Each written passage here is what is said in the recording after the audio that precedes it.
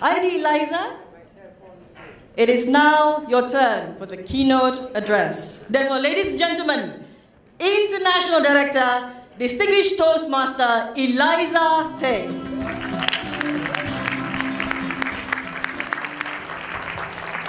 Good morning, everybody. Good morning to our honored guests and his lovely wife, to past International President John Lau, our very active, dynamic District Director Ivy, all the other senior officers, past district governors present, good morning. I love going to conferences because I always learn something new. I learned that we share similar words. When we were dancing on stage last night, I heard the word sakit, which means also pain for us. So I heard about shoes, sapatos, which is the same for us. But I learned something really new last night. That here in Sabah, you can have rice, but you don't need a spoon. You need a straw to sip rice. That was my first time to try tapay last night, and it was interesting. I drink, but I've never had water poured over rice, and that is the miracle of turning water to wine, you know? Because you open the jar, pour water, when you sip it, it's wine. That is the loveliness and the attraction of Toastmasters. We get to learn from any occasion, whether it's communication, whether it's leadership, we always learn something new. And when we learn something new, it makes us a better person. My journey in Toastmasters has always been a pushback. A pushback in the sense against invisible corners and boxes that I've made for myself. My boss invited me to Toastmasters 30 years ago. We couldn't say no to a boss, right? The only reason I went was because she was my boss and she promised free food. But during the meeting, that first encounter with Toastmasters, I promptly fell asleep. And it took me one meeting every year until I joined. Why did I join? I felt I needed it, but the other more compelling reason, my boss was club president then. Oftentimes, we get pushed into situations we don't want to. But it is how we make of that situation that would develop us. So I didn't have a choice when I joined Toastmasters, but since I was there, I decided to make the best out of it. So my journey in all these years of 27 long years, as my friends would say, Eliza, you're a real slow learner. Imagine 27 years and you're still in Toastmasters? So it was always against becoming a better person, pushing back, finding out how high I can reach, how high I can jump, and how much weight I can carry as a communicator, as a leader. And that journey proved very interesting. As what Darren Lacroix said in his winning speech, when we fall, we must fall forward. Because when we stand up, we are one step further away than where we were yesterday. So it was always a pushback. It's always trying to go against the cup. A lot of us in our Toastmasters journey, when we do Toastmasters leadership, even at club level, we often hear this word, oh, we already have 4 CCs, let us reserve the rest for next term. That's a cap that we are placing upon ourselves. Because Toastmasters is a learning journey. So we don't place a cap on how people perform. This is a self-paced program, and if I want to move fast, then let it be. If I want to go slow and enjoy the journey, then let me be. Because this is how the program works. And how much we invest and put into it would depend on us. As I say, always said to new members, you get from Toastmasters what you put into Toastmasters. We don't become a DTM by just enrolling and paying our dues. We don't become a leader just by speaking out. We have to learn the ropes. When last August, after the international conference in Washington, I decided to take the bus from Washington to New York because it was something new. I've never done that. Taking the bus from Washington to New York, carrying with me 2 luggages, huge luggages. When we go to international convention, remember the ladies always bring a lot of shoes. The gentlemen will always wonder, why do you need 2 large luggages? The ladies would need their shoes, you know. We need around 6 pairs of shoes to attend an international conference. So while lugging those luggages and pulling it along the sidewalks of New York, I tripped. And in the process, broke my kneecap. And I had to go to the hospital, to the emergency room. The nurses were wondering because I was just quiet there, sitting on the trolley, and they kept on coming back and said, do you need painkillers? I said, no. Are you sure? Yes. So she left, came back, placed a lot of ice cup, and she sent the doctor. And the doctor said, do you need painkillers? I said, no. I was surprised why I didn't need painkillers myself. Even my companion, past district Governor Doty, was asking, are you sure you're not feeling anything? Maybe you're just in a state of shock.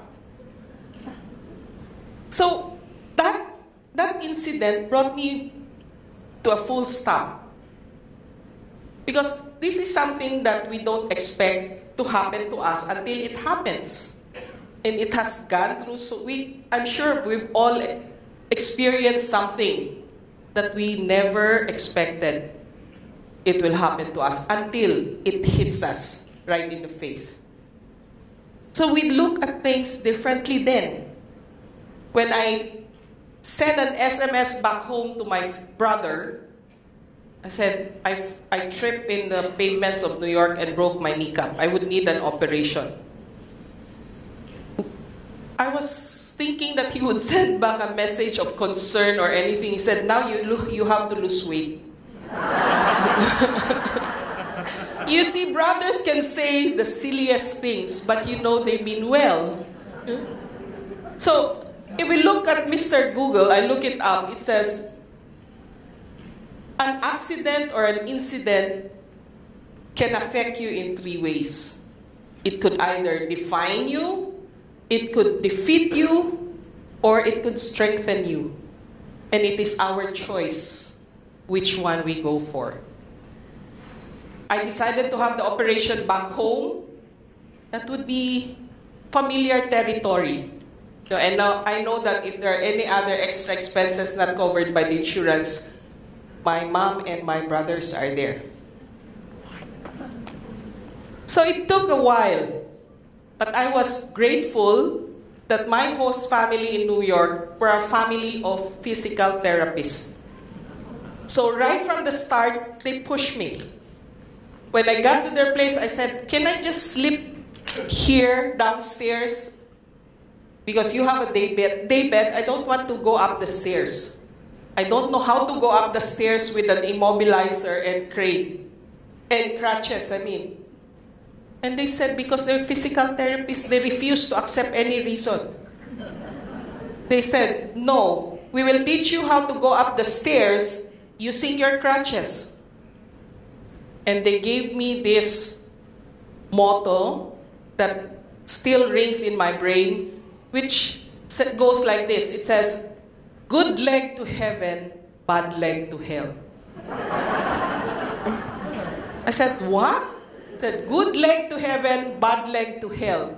So when you're going up, you try to find your strength. Which one can carry you forward?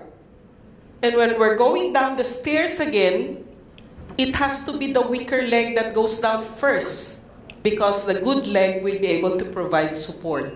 And that is how we move around in life and move forward. Find our strength. And at the same time, like what I shared yesterday, we need multiple resources. And those physical therapists helped me a lot because they did not baby me. The same way we should not baby our own difficulties and blocks in life. We go through them, we climb them, and soon enough, we will go over them. And that is the beauty of how we move forward in life. We don't stop, we keep on moving. The first few things the therapist taught me when I had to go through all those therapy, the doctor said you need therapy 3 times a week. You need to be attached to the continuous passive motion machine that will bend your legs. I said, no, I cannot do that. That's going to be painful. And the therapist said, no, we'll do it slowly. But the surgeon wanted it done within a week. I said, I cannot do that. He said, yes, you can. Because inside the operating room, we did it. I said, but I was unconscious. And he said, that means you can physically do it. It's your mind that's blocking it. So we have to move forward. And within the week, true enough, I got to 90 degrees bend. So that means our mind can do wonders. It is something that can propel us forward. And it is ourselves that puts blocks along the way. If it's not us, it could be somebody else. So when I was going back and forth to the hospital, the therapist would ask, where is your cane? I said, I don't need it anymore. When I went to the orthosurgeon, he was asking, where's your cane? I said, I don't need the cane anymore. And they said something that sticks to my mind up to today. They said, the cane is not for you. The cane is to tell other people that you have an injury. The cane is to warn people that you are unstoppable, that you will move forward, and that they have to move out of the way. So my friend, who was so worried about the operation, told me, I Googled it, and your injury should be far worse than what you're doing now. He was so happy when he saw me walking around. So much so that when he met my surgeon, he went up right away to the surgeon and said, Doctor, thank you so much. You did a miracle. Elisa is now walking. And the surgeon said, no, I just did the operation. The aftercare was all Elisa. The same thing with Toastmasters. Toastmasters would provide us the tools. The manuals are there. The pathways is coming, but if we don't make use of it, it would be money gone. If we go inside the supermarket, if we go to Imago and spend maybe 100 ringgit, we expect to bring something out of Imago. We're going to raise hell if we don't bring something out of the department store. But how come in Toastmasters, a lot of us were willing to pay our dues, but we don't expect something out of it? We don't make use of the opportunity in front of us. So, blocks are there not to stop us. Blocks are there to help us. Make those blocks your stepping stones towards success. It should not stop us. It might delay us, but it will not stop us. On the words and stories of world champion Dana Lamon, he's a visually impaired champion. He cannot see anything. If you invite him, he needs a companion to fly over to the conferences. He related this story years ago. When he was working, it was in an office building. And suddenly, the power tripped and the entire building went dark. The entire building went dark and people were looking for him. Dana, Dana, where are you? And they had to grope around until they found Dana. Dana was irritated. He said, I'm okay, I'm okay. You don't have to help me out. You don't have to lead the way. I'm okay. And what did they say? What did his office mate say? Dana, it's not you that needs us. We need you. You're the only way that can go out of this building in the dark. So, life is not about easy path. Life is not about being relaxed. Life is about making it work. Life is about enjoying the journey. Life is about taking things one step at a time and always moving forward. Fellow Toastmasters, let us all enjoy our journey here in this great organization.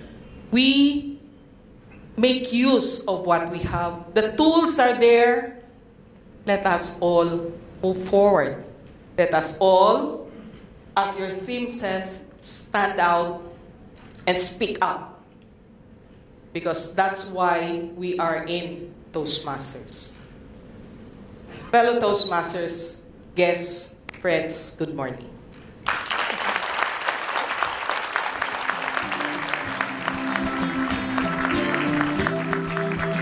Thank you very much, ID Eliza, for that inspiring keynote address. Another round of applause for her, please. And now I would like to invite our District Director, Ivy Lau, as well as the OC, Distinguished Toastmaster Johan, and once again, our ID Eliza back on stage for the presentation of memento as a token of appreciation.